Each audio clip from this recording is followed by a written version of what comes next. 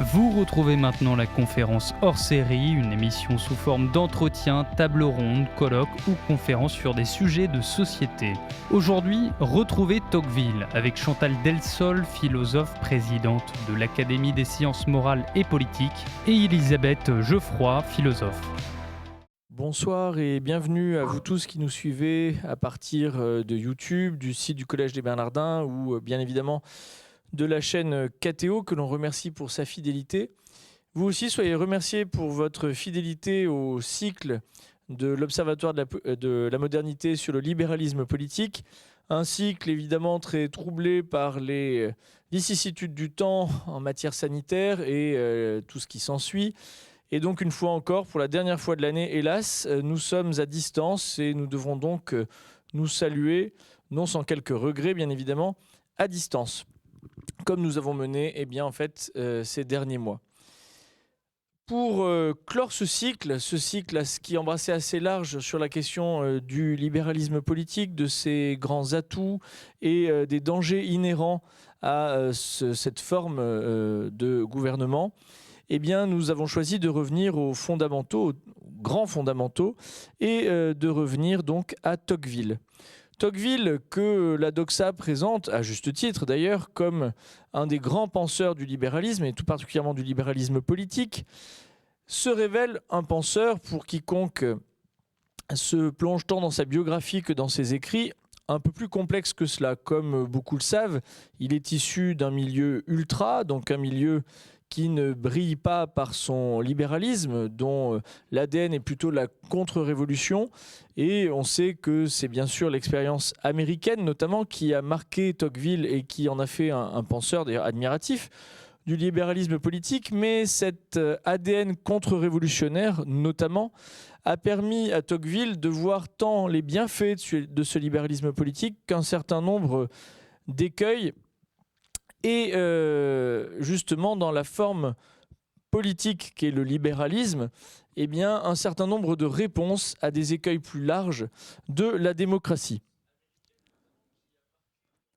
Sans aller jusqu'à faire une analyse moi-même de la pensée de Tocqueville, dont je suis, comme modeste historien, à bien des égards incapable, nous avons la grande joie ce soir d'accueillir deux intervenantes,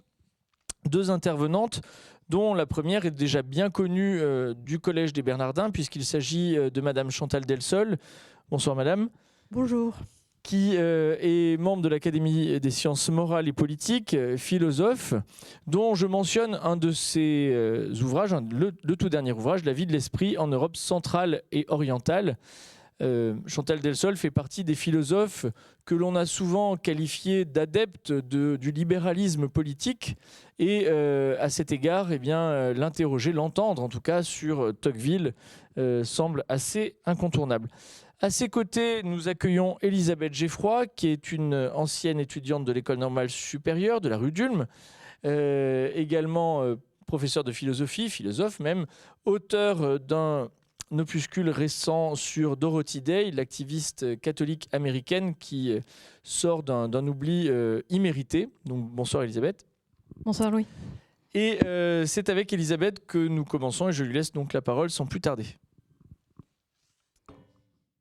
Je cite : « Je vois une foule innombrable d'hommes semblables et égaux qui tournent sans repos sur eux-mêmes pour se procurer de petits et vulgaires plaisirs dont ils emplissent leur âme.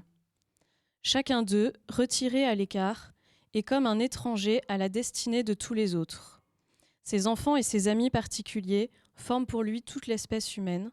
Quant au demeurant de ses concitoyens, il est à côté d'eux, mais il ne les voit pas. Il les touche et ne les sent point. Il n'existe qu'en lui-même et pour lui seul. Et s'il lui reste encore une famille, on peut dire du moins qu'il n'a plus de patrie.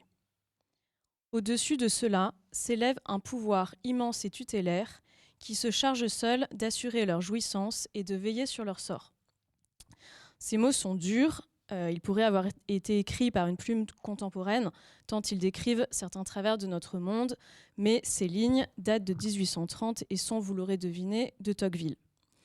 Ces deux lignes annoncent notamment deux problèmes majeurs que nous rencontrons aujourd'hui. D'une part, elles font bien sûr écho à l'individualisme, qui est un des traits saillants de nos sociétés. D'autre part, elles décrivent pour partie la crise politique que traversent nos démocraties. Une crise politique qui est aussi une crise du libéralisme, puisque celui-ci est l'idéologie dans laquelle nos sociétés occidentales se sont pensées au cours du dernier siècle et qui est contestée d'une part par la montée de l'illibéralisme, point de départ de notre cycle de cette année, par les populismes, en tout cas ce qu'on appelle ainsi, par des modèles de pouvoir très verticaux ou centrés sur un seul homme, et contesté d'autre part par la tendance au rognage progressif des libertés individuelles dans des sociétés qui deviennent très préventives, très précautionneuses, qui encadrent, contrôlent et même enserrent la vie de tous les côtés possibles. Et au carrefour, au milieu de ce constat, de cette double crise, se dresse Tocqueville, qui d'une part a vu mieux que personne et plutôt avant les autres les limites de la pensée libérale, de la démocratie, les failles sociales qu'elle pouvait engendrer. Donc un Tocqueville qui n'est pas simplement un admirateur béat de la démocratie, au point qu'il dit ressentir face à elle, je cite, une terreur religieuse, là où d'autres penseurs de son temps, comme Guizot ou Constant, disaient ressentir plutôt une ferveur ou une satisfaction tranquille.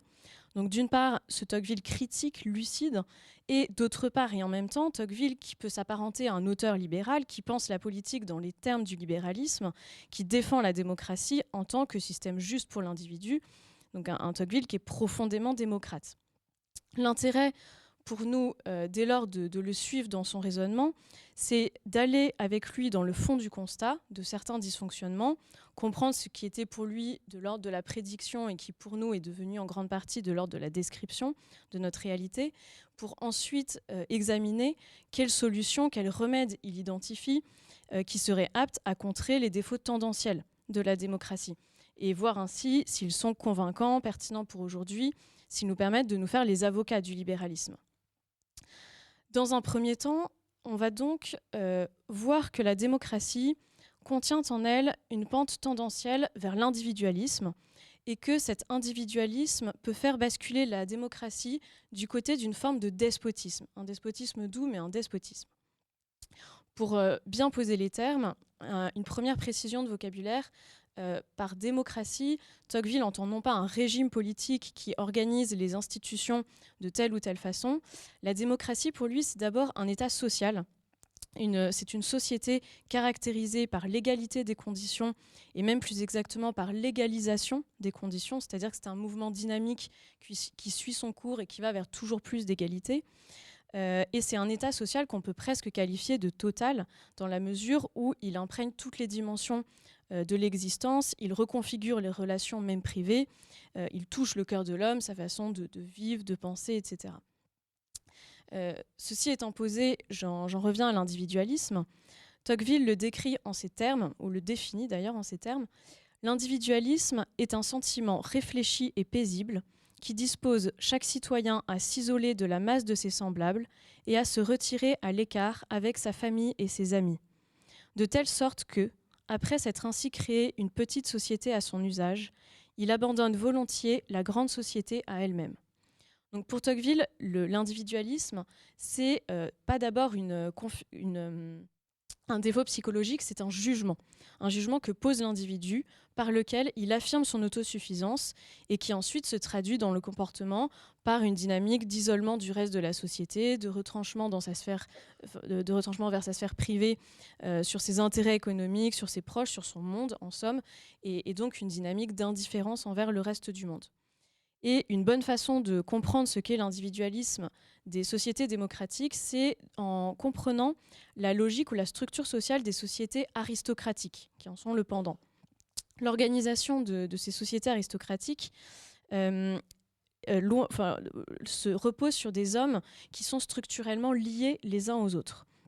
Elle se caractérise par la distinction des rangs. Ce sont des sociétés très hiérarchisées et c'est la naissance, la famille qui détermine votre rang et donc votre place dans le monde. Et les familles des peuples aristocratiques s'inscrivent dans de longues lignées. Elles insèrent l'individu dans une temporalité longue qui le relie à ses aïeux, qu'il connaît presque et qu'il respecte, et qui le relie aussi à ses arrière-petits-fils, qu'il croit déjà apercevoir et qu'il aime, pour reprendre les termes de Tocqueville lui-même. Donc cet individu, cet homme plus exactement aristocratique, est déjà situé, enraciné, lié aux autres générations. Et de façon plus horizontale, il est lié à ses contemporains par les conventions sociales. Il est lié à l'homme placé au-dessus de lui, qui lui doit par exemple protection, et il est lié à l'homme placé en dessous de lui, à qui il peut faire appel, qui lui verse tel impôt, etc. Donc cet homme aristocratique est un maillon pris dans une chaîne qui le dépasse et l'inclut à la fois, ce qui fait qu'il se sent proche des autres membres de la société, et cette proximité l'incite et l'éduque à s'oublier soi-même, à faire passer l'autre avant lui-même.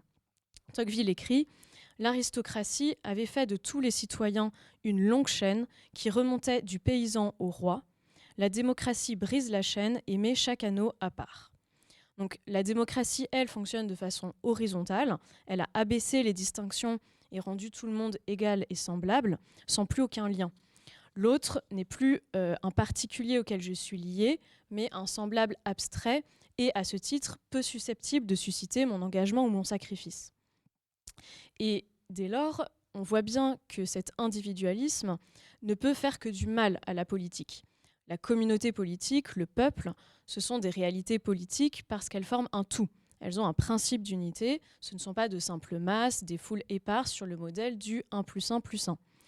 Or ici, chaque citoyen devenant une forme d'électron autonome, il y a une dislocation sociale.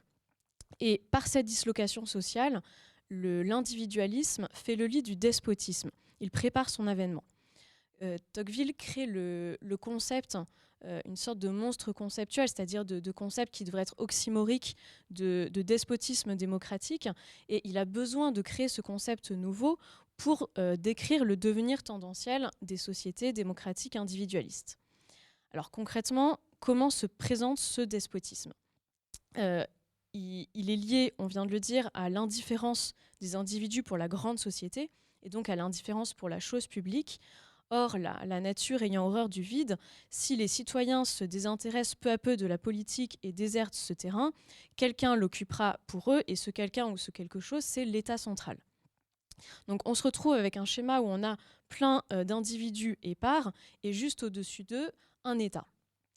L'État se met alors à prendre de plus en plus de place. Il devient ce pouvoir immense et tutélaire que l'on mentionnait dans la citation inaugurale, qui cherche à fixer les hommes irrévocablement dans l'enfance, à les rendre dépendants de lui. Il essaye de tout gérer pour eux. Je cite à nouveau Tocqueville. « Il aime que les citoyens se réjouissent pourvu qu'ils ne songent qu'à se réjouir. Il travaille volontiers à leur bonheur, mais il veut en être l'unique agent et le seul arbitre. Il pourvoit à leur sécurité, prévoit et assure leurs besoins, facilite leurs plaisirs, conduit leurs principales affaires, dirige leur industrie, règle leur succession, divise leurs héritages. Que ne peut-il leur ôter entièrement le trouble de penser et la peine de vivre ?» Donc si on rentre un peu plus en détail ensuite dans la forme que pourrait prendre ce type de pouvoir, Tocqueville explique que ce pouvoir despotique de l'État devra être doux. La démocratie transforme les hommes, elle adoucit les mœurs, et notamment elle va faire jouer, ou elle va permettre à un certain ressort de jouer à plein, c'est le ressort de la pitié.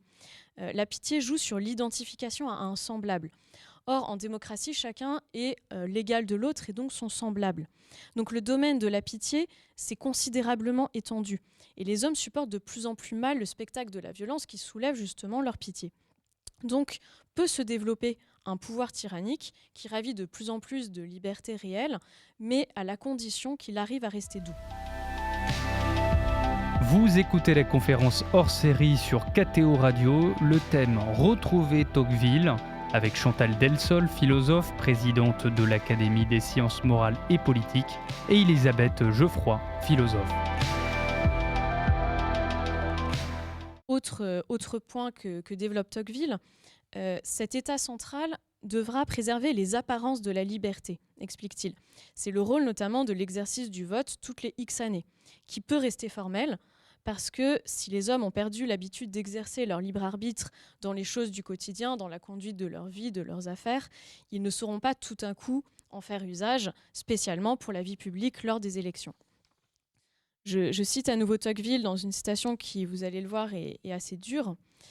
Il est en effet difficile de concevoir comment des hommes qui ont entièrement renoncé à l'habitude de se diriger eux-mêmes pourraient réussir à bien choisir ceux qui doivent les conduire.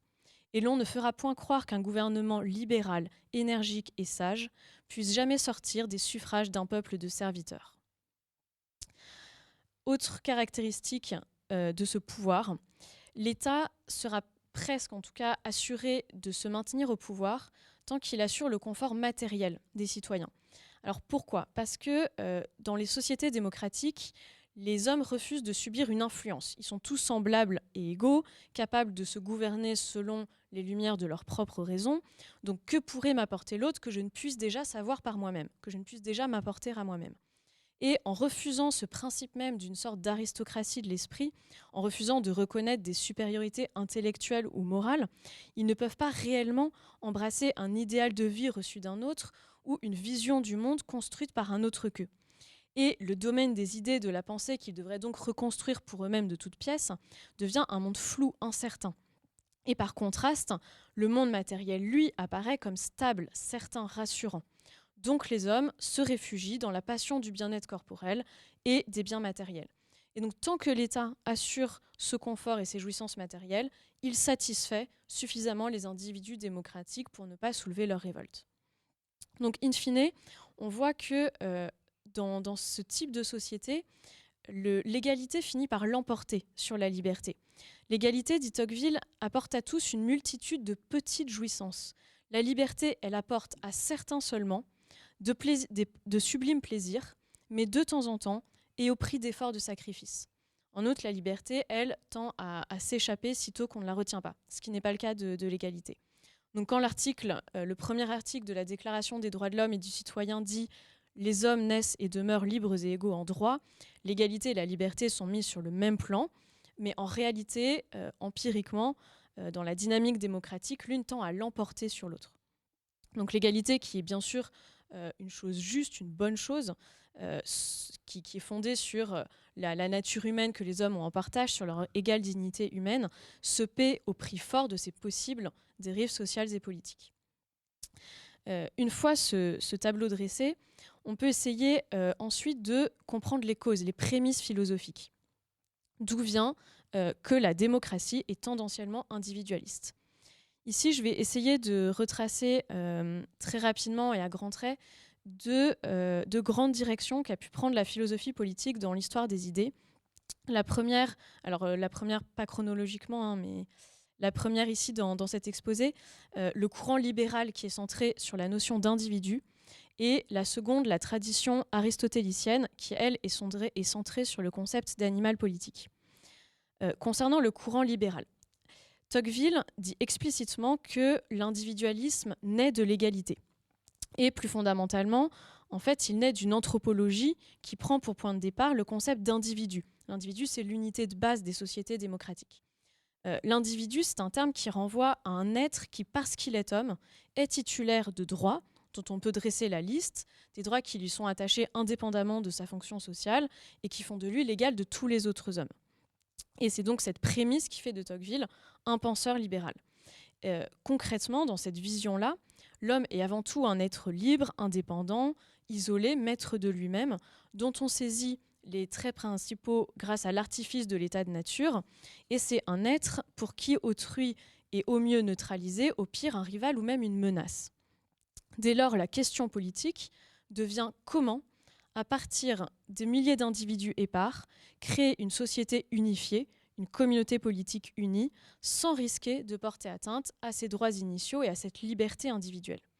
Et c'est donc à partir de ce problème-là que des Hobbes, des Locke, des Rousseau vont théoriser le contrat social, tenter de fonder la société sur des liens contractuels, et notamment sur les deux éléments, selon les penseurs, moralement neutres que sont le marché et le droit, qui sont censés relier les gens selon leurs intérêts convergents.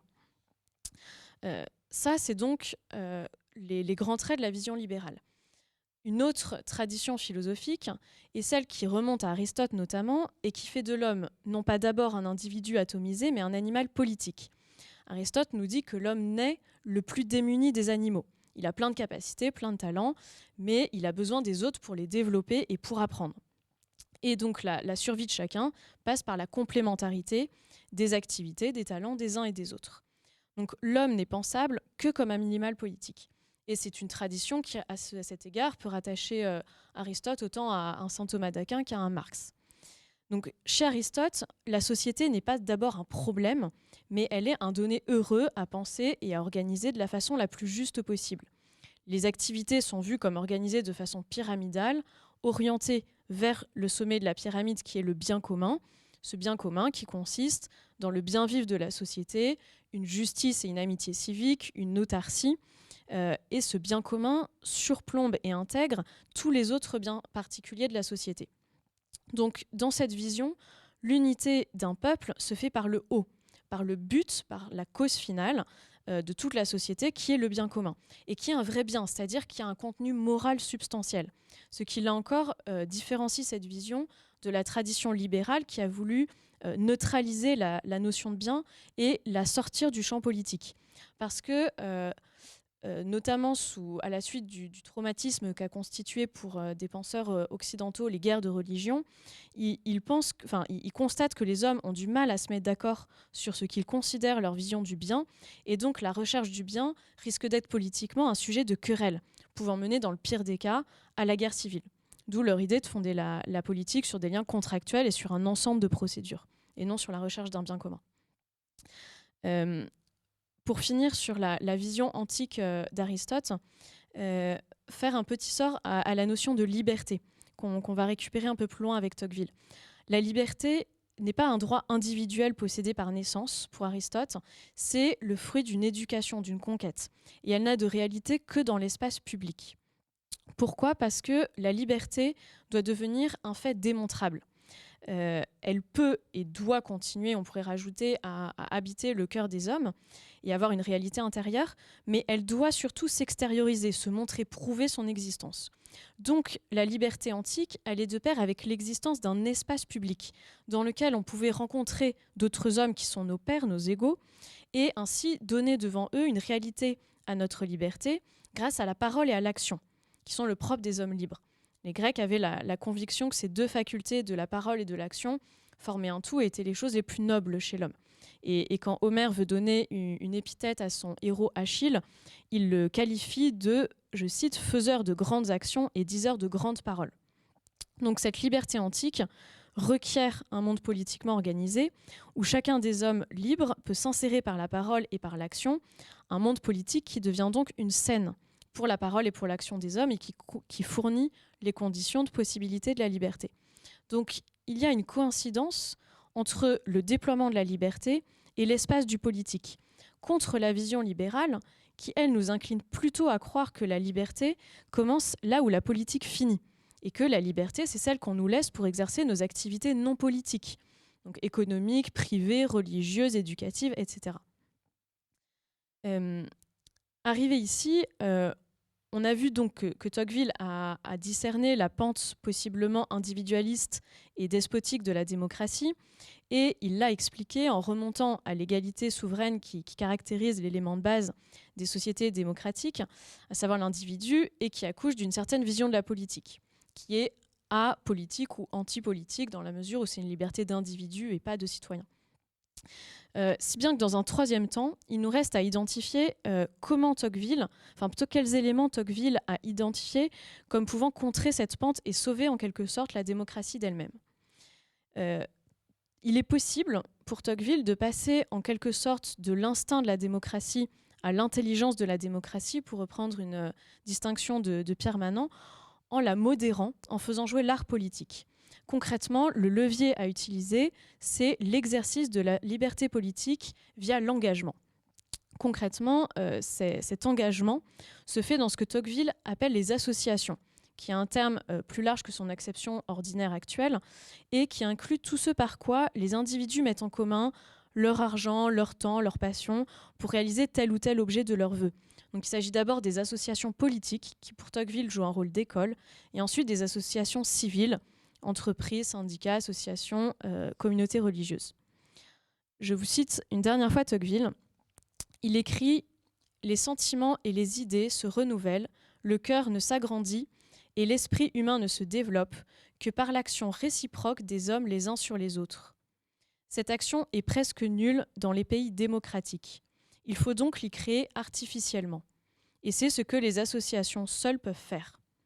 Donc l'idée pour Tocqueville, c'est de multiplier les occasions d'agir ensemble pour que les individus se rendent compte qu'ils vivent en société, qu'ils ont besoin des uns des autres, qu'ils sont interdépendants et qu'ils voient que c'est là leur intérêt bien compris. Je sacrifie du temps, de l'argent, de l'énergie, mais au fond j'y gagne et tout le monde y gagne au passage.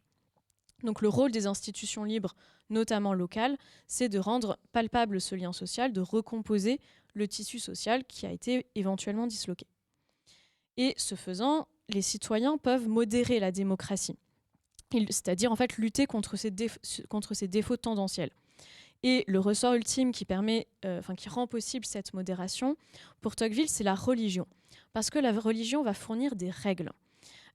Tocqueville explique qu'il y a un besoin d'un élément extérieur à la démocratie. La démocratie étant, comme on le disait tout à l'heure, une forme d'état social total, elle reconfigure toutes les dimensions de la vie. Donc on ne peut la dompter elle-même, plutôt la dompter contre elle-même, qu'en faisant appel à des événements qui lui sont extérieurs, c'est-à-dire qu'elle n'a pas encore touché et apprivoisé et fait rentrer totalement dans son paradigme. Et ce quelque chose d'extérieur, c'est la religion. Pourquoi ? Parce que, outre ses vertus associatives, une religion fédère une communauté de croyants, on le voit bien aujourd'hui, et outre sa propension heureuse à lutter contre la passion du bien-être matériel qui guette la démocratie, puisque la religion tourne les regards vers des idéaux, vers des réalités spirituelles, vers Dieu, la religion, en outre, assoit une morale. Et cette morale permet de prévenir les deux mauvais usages possibles de la liberté, l'usage par excès, je me crois tout permis, et contre cela, la religion donne une morale qui donne elle-même des limites, et un usage par défaut de la liberté, c'est le fait de trouver cette liberté intimidante et donc de se laisser paralyser par elle. Donc la démocratie a besoin de la religion et de la morale pour se modérer elle-même. Ceci étant dit, on peut se demander en conclusion où Tocqueville nous laisse-t-il une fois qu'on a dressé ce tableau-là. Un premier élément, c'est que la solution de Tocqueville passe par la liberté politique en acte.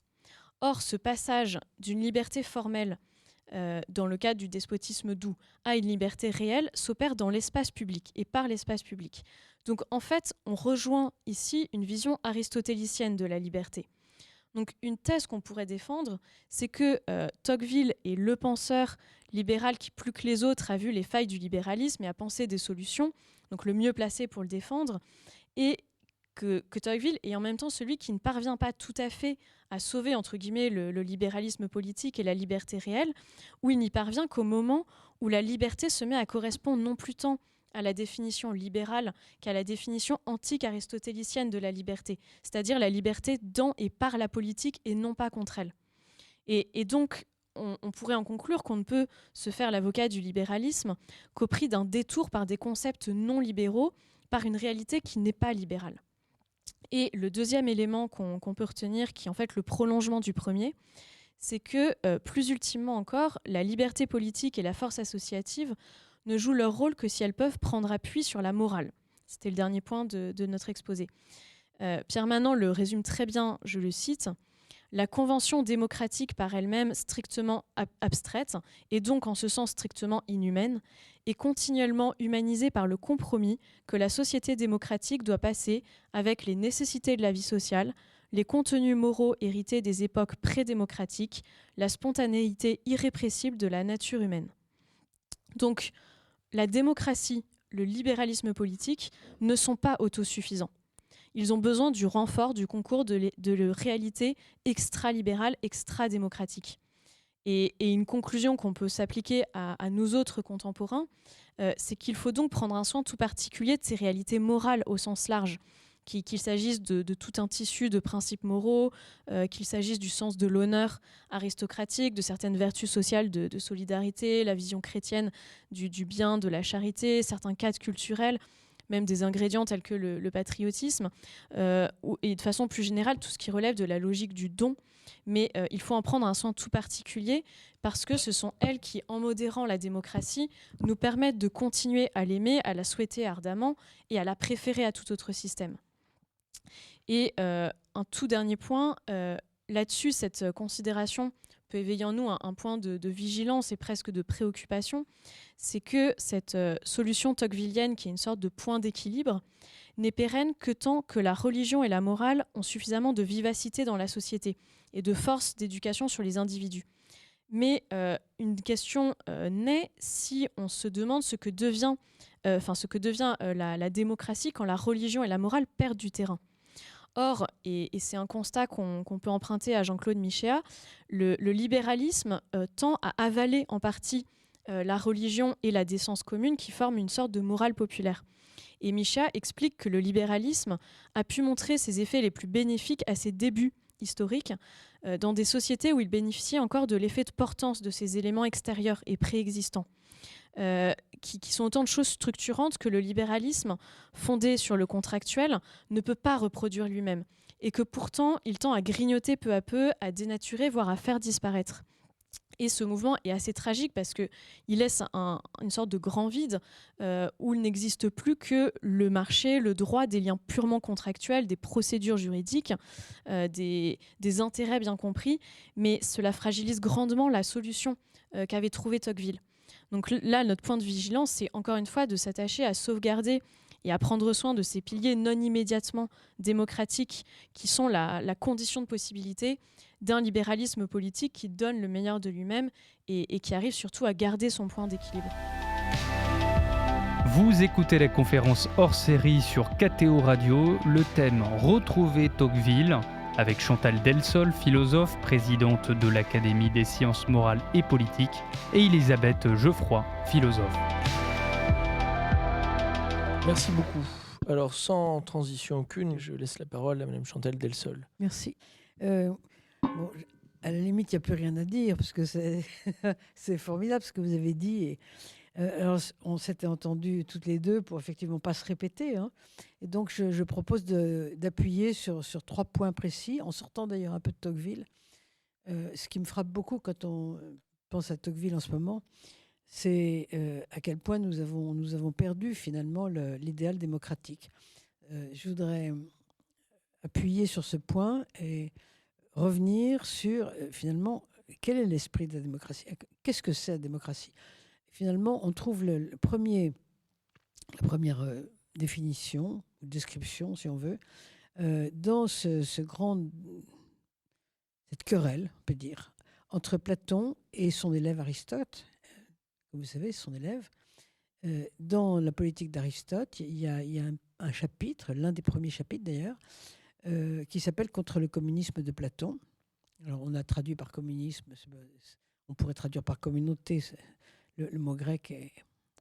Mais ça signifie qu'Aristote s'élève contre son maître, parce que Platon n'était pas un démocrate, la démocratie était à ses débuts. Platon pensait qu'une cité et une famille, c'était la même chose. C'est-à-dire que dans une famille, vous avez les parents, à l'époque c'était le père, mais peu importe, qui dirigent les enfants. Pourquoi ? Parce que les parents sont matures et les enfants ne sont pas matures.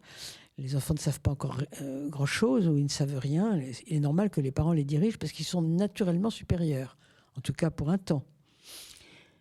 Eh bien, Platon disait, la cité, c'est comme une famille. Vous avez des dirigeants qui sont plus forts que les autres, plus compétents, plus intelligents, plus sages, tout ce que vous voudrez. Et il est normal que ceux-ci gouvernent le peuple, qui lui est moins compétent, moins sage, moins intelligent, etc.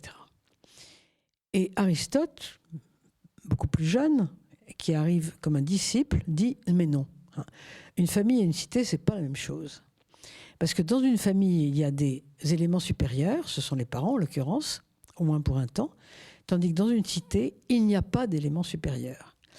Et il dit, s'il y avait un élément supérieur, à la limite, ça se saurait. Enfin, il ne dit pas ça comme ça, mais ça veut dire... moi, j'en vois pas. Je ne vois pas d'élément supérieur qui soit supérieur par nature au point que il est normal, il est naturel qu'il dirige les autres. Ça n'existe pas, ce genre de choses. Tous les citoyens, au fond, sont égaux pour, d'une part, gouverner leur propre vie et, par extension, gouverner la cité. Ça veut dire quoi, gouverner leur propre vie? Je vais vous donner tout à l'heure un petit texte. Gouverner sa propre vie, ça veut dire chaque citoyen est capable de trouver un conjoint, de fabriquer des enfants avec ce conjoint, et puis de les éduquer, et puis de savoir dans quelle école on les met, et puis de savoir s'il veut tel métier ou tel autre, etc. Chaque citoyen en est capable, ou bien alors on va tomber dans une forme de despotisme à l'ancienne ou de totalitarisme moderne. Et si ce citoyen est capable de ça, de mener sa vie, mais des choses profondes, importantes, c'est important de savoir si on va avoir des enfants ou pas, etc. Eh bien, s'il est capable de ça, il est capable aussi de diriger sa cité. Et au fond, la démocratie s'appuie là-dessus. J'apportais juste quelques lignes, là. Je sors un peu de Tocqueville, mais on avait convenu que moi je sortais un peu. J'ai rien trouvé de plus beau sur la démocratie. J'insiste parce que je trouve qu'en ce moment la démocratie est en train de s'en aller. J'ai rien trouvé de plus beau qu'un texte de Chesterton dans Orthodoxie, où il dit ceci, je cite, « Tel est le premier principe de la démocratie. 2 points. Les choses essentielles, parmi les hommes, sont celles qu'ils possèdent en commun, et non pas celles qu'ils possèdent séparément. » Ça peut paraître pour l'instant bizarre. Gouverner est un acte comparable à celui d'écrire des lettres d'amour, sans l'aide de personne, ou bien à se moucher le nez. Ces choses-là, nous voulons qu'un homme les fasse pour lui-même, même s'il les fait mal. La foi démocratique tient à ceci. Les choses les plus terriblement importantes doivent être confiées à des hommes ordinaires. Par exemple, l'accouplement des sexes, l'éducation des jeunes, les lois de l'État. C'est cela la démocratie. Alors, c'est très important, et je pense que nos contemporains pourraient y réfléchir. Ça signifie, finalement, les choses essentielles, ce sont celles que nous possédons en commun. À savoir quoi? Le bon sens, par exemple, qui, comme vous savez, est la chose du monde la mieux partagée, enfin, du moins en principe. Et non pas la haute compétence de celui, j'en rajoute un peu, qui sort de l'ENA, vous voyez. Ça veut dire qu'au fond, la chose essentielle, c'est pas la grande intelligence, mais c'est le bon sens que tout le monde possède. Ça veut dire que dans la démocratie, tout le monde va être capable de savoir s'il préfère faire la guerre ou pactiser, par exemple. Et comme vous le savez, dans l'histoire, on se rend bien compte que lorsqu'il y a eu des énormes fautes qui ont été commises, on peut le savoir après ça. Par exemple, choisir Hitler. C'était quand même quelque chose d'assez... une véritable faute. Maintenant, on peut le dire. Peut-être qu'à l'époque, c'était plus compliqué, mais...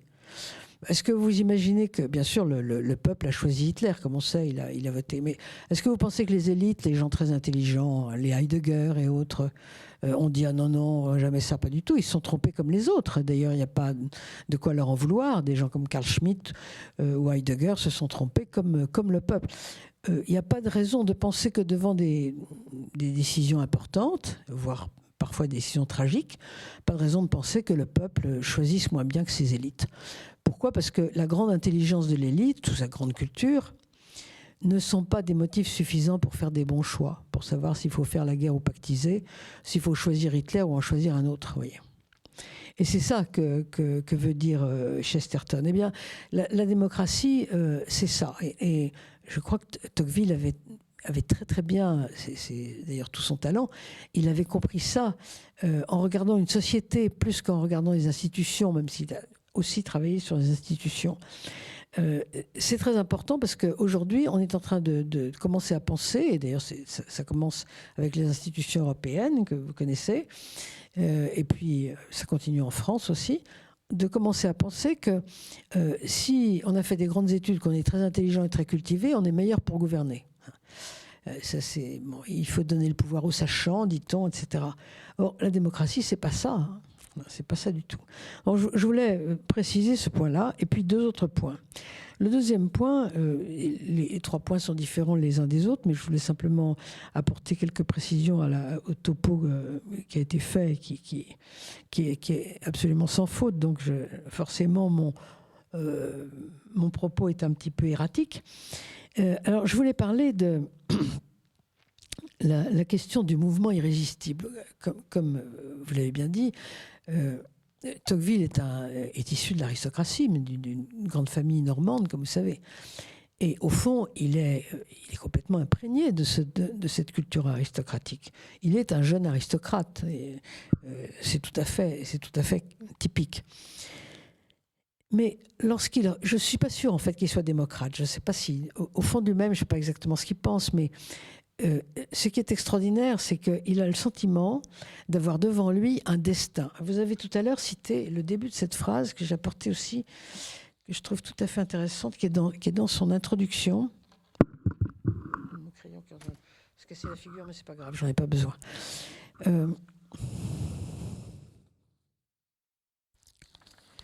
Il dit ceci: le livre entier qu'on va lire, donc c'est La démocratie en Amérique, a été écrit sous l'impression d'une sorte de terreur religieuse, vous avez commencé à citer tout à l'heure, produite dans l'âme de l'auteur par la vue de cette révolution irrésistible qui marche depuis tant de siècles à travers tous les obstacles.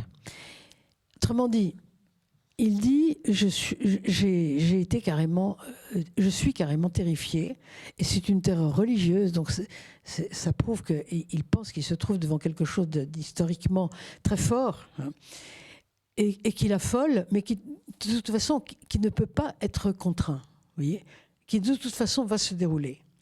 Un peu, si on veut prendre des exemples dans la littérature, dans la philosophie, puisque nous sommes tous les 3 un peu branchés là-dessus, un peu comme, si vous voulez, l'esprit de Hegel, hein, quelque chose comme ça, hein, quelque chose qui va et il dit irrésistible, contre lequel véritablement on ne peut rien. Autrement dit, je suis peut-être un aristocrate, je pense que Tocqueville, enfin dit Tocqueville, il me semble que Tocqueville a quand même beaucoup d'admiration, même de fascination pour la culture aristocratique, mais c'est pas ça qui nous attend. Donc c'est pas la peine de rêver. Et d'ailleurs, je crois que d'une certaine manière, surtout dans ses carnets, il se tourne vers les gens de sa classe et il leur dit: mais ne rêvez pas, regardez plutôt les choses en face. Et finalement, c'est là que nous allons, hein. Alors, qu'est-ce que c'est que cette... là, je sors de Tocqueville. Pourquoi est-ce qu'il dit que c'est quelque chose qui avance depuis si longtemps? Eh bien, parce que la démocratie, vous savez où elle commence? Je parle de la démocratie moderne, hein, je ne parle pas de celle des Grecs. Mais enfin, elles ne sont pas si lointaines l'une de l'autre. La démocratie moderne, elle commence dans les monastères de Saint-Benoît, hein. Donc nous sommes au 6e, 7e siècle, hein, où les moines votent. Et non seulement ils votent, parce que ça pourrait être un hasard qu'ils votent, mais ce n'est pas du tout ça, il y a toute une théorie du vote. Et les moines savent très bien d'ailleurs que le vote ne fait pas forcément la très très bonne décision. Ils ont pensé à ça, ils ont pensé d'ailleurs pratiquement à tout. Et puis après les monastères de Saint-Benoît, et probablement d'ailleurs à la suite c'était Léon Moulin qui était très calé là-dessus, vous avez les votes dans les villes italiennes du 11e, 12e siècle, où on vote pour les édiles. Et puis ensuite, juste après, il y a un lien aussi entre les deux, vous avez la Grande Charte de 1215 en Angleterre. Donc la démocratie, c'est quelque chose de très ancien en Occident. Moi, je pense que c'est quelque chose qui vient directement de l'Évangile. L'égalité qui est donnée dans l'Évangile, il n'y a ni juif, ni non-juif, ni homme, ni femme, ni esclave, ni homme libre.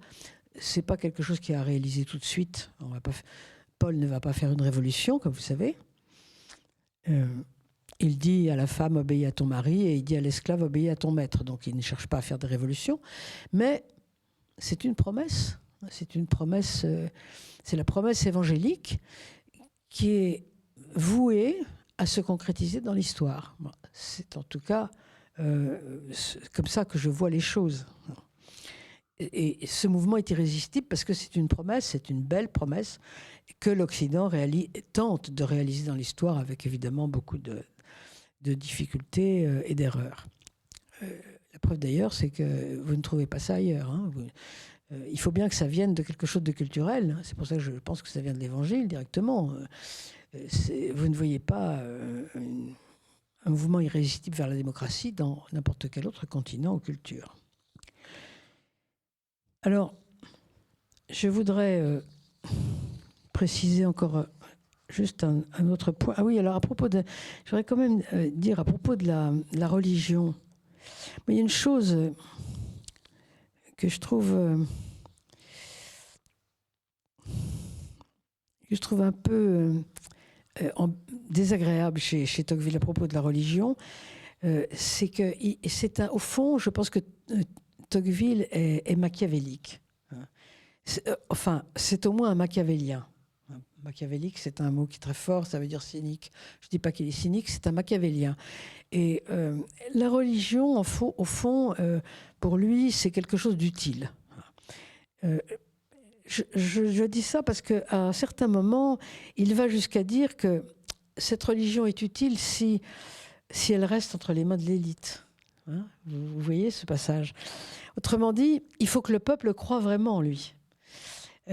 Donc ça, c'est du Machiavel jusqu'à Maurras, compris. Hein. C'est Maurras, un siècle après Tocqueville, qui dit, au fond, la religion, la foi religieuse, c'est super pour les trois catégories, qui sont les catégories d'imbéciles, c'est-à-dire les idiots, les enfants et les femmes. Il faut que ceux-là croient, mais l'élite, elle ne croit pas. Elle sait très bien que il faut pratiquer, mais pas croire. Ça, c'est une sottise de croire. Mais la religion est utile pour le peuple. Elle est utile pour, justement, ne pas être obligé constamment d'ériger des lois qui vous empêchent, voyez, de faire le mal. Alors, il y a ça chez Tocqueville. Moi, je voulais juste le remarquer. Je sais pas ce que vous en pensez. Ça peut provoquer un débat, peut-être. Et le troisième point, juste sur lequel je voulais insister juste un tout petit peu, c'est ce paradoxe dont vous parliez. Et Louis Manarange nous avait dit que ce serait intéressant, effectivement, de parler de ce paradoxe. La démocratie a besoin de la religion, mais au fond, elle la détruit. Au fur et à mesure qu'elle avance, elle la détruit, hein, parce qu'elle est matérialiste, comme vous l'avez bien dit. Donc, elle utilise un capital ancien qu'elle aspire, qu'elle suce et qu'elle détruit. Alors, la question, c'est, quand ce capital ne sera plus là, qu'est-ce qu'on va devenir ? Alors, bien sûr, la question est là. Je ne prétends pas, évidemment, la résoudre, mais je voudrais juste insister sur le fait que ce paradoxe, que les Allemands appellent le paradoxe de Bokenford. Bokenford, c'est un professeur de droit constitutionnel qui travaillait sur les relations entre le politique et le religieux. Et il avait eu cette formule qui a fait fortune, je cite, « L'État libéral sécularisé vit de présupposés qu'il n'est pas lui-même en mesure de garantir ». C'est le paradoxe de Tocqueville. Et l'État moderne, évidemment, naît en s'affranchissant du religieux, mais en même temps, il a besoin de l'héritage religieux. Ce que je voulais simplement dire à ce propos, c'est que lorsqu'un nouveau paradigme apparaît, parce qu'au fond, la démocratie et le libéralisme, c'est un nouveau paradigme qui apparaît avec la saison révolutionnaire. Je ne dis pas la révolution, parce que la révolution, c'est quelques années, mais la saison révolutionnaire, mais qui commence évidemment avant la révolution. Donc c'est un nouveau paradigme. Mais quand un nouveau paradigme apparaît, eh bien, toujours, de façon systématique, il reprend des choses d'avant. Il n'y a pas de tabula rasa, ça n'existe pas. Souvenez-vous, les premiers chrétiens au IVe siècle, qu'est-ce qu'ils font ? Ils s'installent dans les temples païens, hein, le Panthéon de Rome, par exemple. Et puis, ils habillent les statues autrement. Vous voyez, ils leur donnent d'autres noms. Et ça, c'est absolument systématique et, je dirais, parfaitement normal. Hein. Et là, je pense que c'est ça qui se passe, au fond. C'est quelque chose qui était... C'est un phénomène qui était détesté par Peggy. Je ne sais pas si vous vous souvenez. Peggy disait le moderne. Quand il disait le moderne, on a l'impression que c'est un grand M. C'était une sorte de monstre. Et il disait le moderne s'installe comme un coucou dans le nid des chrétiens. Et puis, d'une certaine manière, il le détruit. Il utilisait même cette image assez cocasse. Il disait, le moderne, c'est comme un clerc qui défroque et qui part en apportant les meubles. Vous voyez, ce genre de choses. Il disait ça. Je ne suis pas sûre, moi, que ça soit que ça soit une trahison, comme le dit Peggy. Peggy parle de parasitisme. Je ne suis pas sûre que ce soit du parasitisme. Je crois que c'est simplement une manière de reformer un paradigme en récupérant des choses qui existent avant et en les réorganisant autrement. Et d'ailleurs, souvent en n'en parlant pas, parce qu'on ne veut pas parler de ce qu'on a pris. On est toujours un peu ingrat. Hein. On veut toujours faire croire qu'on est dans la tabula rasa, alors qu'en fait, c'est pas vrai. Moi, je parlerais plutôt d'un palimpseste que de parasitisme. Vous voyez, on réécrit sur ce qui est déjà écrit. Pourquoi ? Parce que de page blanche, on n'en a pas dans l'histoire. Ça n'existe pas. Donc, c'est simplement c'est le moment du changement de paradigme. Et c'est pour ça qu'on récupère la religion. Alors, est-ce qu'on en a besoin ? Est-ce qu'on a besoin de cette religion-là ? Moi, je ne suis pas sûre non plus. On pourra très bien, c'est ce qu'on d'ailleurs on est en train de faire, récupérer quelques sagesses asiatiques, reprendre des vieilles sagesses épicuriennes, c'est ce que certains sont en train de faire. Et puis, peut-être que ça pourrait nous suffire. Vous voyez, donc, disons que je serais moins dur là, à ce sujet. Je n'ai pas d'introduction, de conclusion, parce que c'était simplement quelques points. Je redonne la parole à Louis, en vous remerciant. Merci beaucoup.